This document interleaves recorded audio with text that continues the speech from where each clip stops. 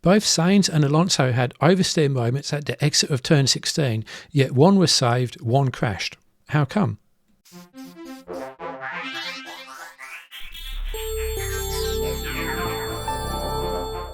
So let's take a look at the track, the Shanghai International Circuit, and in particular turn 16.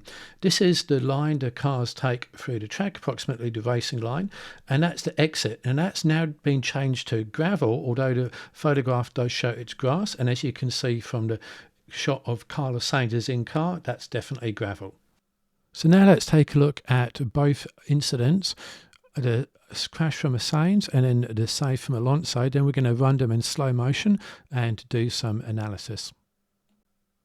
And now here's a split screen of both of them.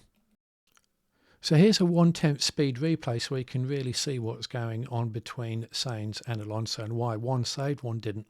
Now at this point, both vehicles are almost in exactly the same place and the steering wheels are turned the same amount. Maybe Sainz has his wheels just a fraction further out to the right, but they're both at the point where they're just using the maximum track, or what they think is maximum track, and starting just to finalise the straightening of the car to accelerate down the straight.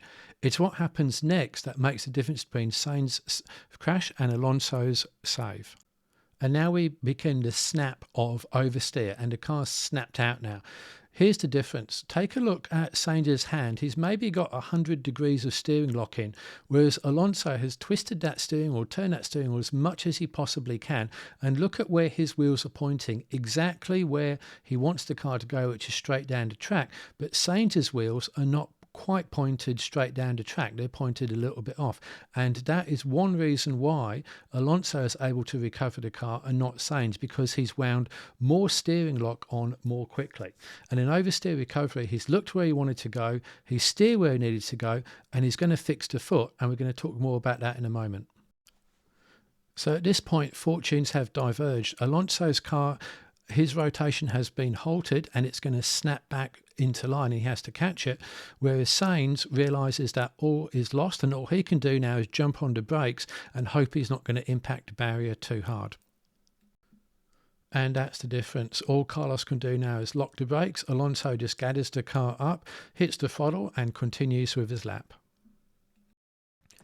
So let's use this data from F1 Tempo to see what's going on with Alonso's feet. The green lap is lap 49 and lap 48 is the one he did a save on. That's in orange. And you can see that the speed trace and is pretty similar across both laps, as is the throttle trace, with the exception of a bit of a DRS at the start of lap 49. Now what we're most interested in is the exit of turn 16, so let's zoom in on that. Now that's his throttle trace, and you can see that with the normal lap he's gone from 0 to 100%, which is pretty normal, one smooth movement, but with the lap 49, when he had to do the save, he's gone up to about 80% and down to probably about 40% and back up to 100%. Now that's what he had to do to reduce the grip demand on the rear wheels to bring the vehicle back into line, otherwise he would have spun off like Sainz. So what did that do to his speed? Well, that's the speed loss due to the lift of his throttle, and that cost him about 0.3 of a second by the time he started lap 49. Now it's interesting to look at lap 49 because he had DRS, and you can see that's the DRS speed difference there, despite the fact that on both laps, 48 and 49, from that point he had 100% throttle, so that really made a difference. So we don't actually know how much time he lost due to that complete lift of the throttle down to about 40%, because it was masked by DRS on lap 49. Now what you saw Alonso do there is applicable exactly to amateur motorsports. All you've got to do is do what he did, which is look where you want to go, steer where you want to go, and fix the foot. Now, if you want to know exactly what that means and get step-by-step instructions, well, I have you covered with my oversteer save video, and also that relies on the traction circle, which I explain in great detail in another video. And then I've also got some step-by-step instructions for you to be able to learn how to drift and do oversteer recovery as well. So just by watching Formula One, you can learn things which are applicable in amateur grassroots motorsports too.